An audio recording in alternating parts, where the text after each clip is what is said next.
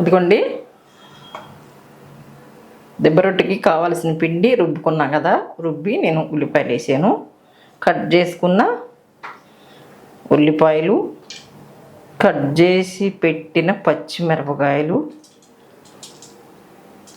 Cut చేసి పెట్టిన కొత్తిమీర, కట్ చేసుకున్న కరివేపాకు, జీలకర్ర, సాల్ట్ వేస్తున్నాను. ఇప్పుడు వీటన్నిటిని కలుపుకుందాం.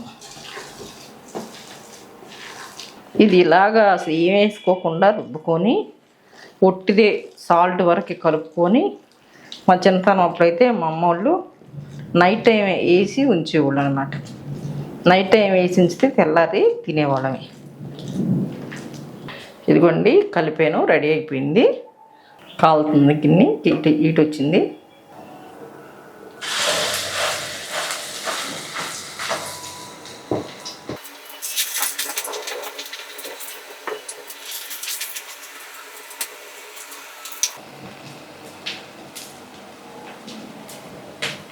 చూసారా? ఇప్పుడు దీన్ని ఏం చేద్దామంటే మీడియంలో పెట్టి మూత పెడదాం. మూత పెడితే కొంచెం పైన మగ్గుద్ది. ఓకే అండి, చూసారా? నేనైతేనండి ఇలాగే ఇష్టపడతాను.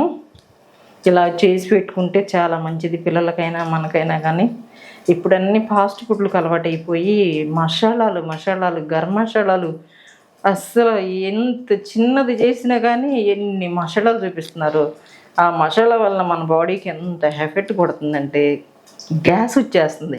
ఆ గ్యాస్ వలన కడుపు ఉబ్బరం, ఆహారం మనం సరిగ్గా తీసుకోవటానికి ఇబ్బంది పడుతూ ఉంటున్నాం. ఇప్పుడు వేసవికాలం, ఇంకా నీళ్లు తాగుతాం. ఈ మసాలా ఫుడ్లు తినటం వల్ల ఇంకేంటి, ఆహారం అనేది మనం టయానికి తీసుకోలేమన్నమాట.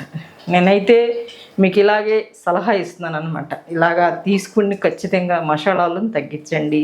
మన పెద్దవాళ్ళు తినొచ్చు, మనం తినొచ్చు, పిల్లలకు కూడా చాలా మంచిదన్నమాట. ఇప్పుడు నుంచి మనం చిన్నతనం కాడ నుంచి కేర్ఫుల్ ఫుడ్ తీసుకుంటే వాళ్ళకి బాడీకి మంచిది కదా. అందుకని ఒక చిన్న సలహా ఇస్తున్నాను, మీ అక్కమ్మగా ప్రేమతో పాటించండి ఖచ్చితంగా.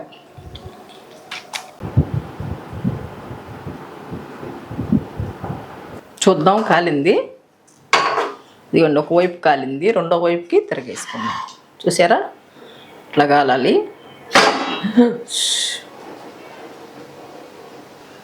దీన్ని మూత పెట్టుకుందాం. చక్కగా నిదానంగా సిమ్లో కాలితే సూపర్ టేస్ట్ ఉంటుందండి.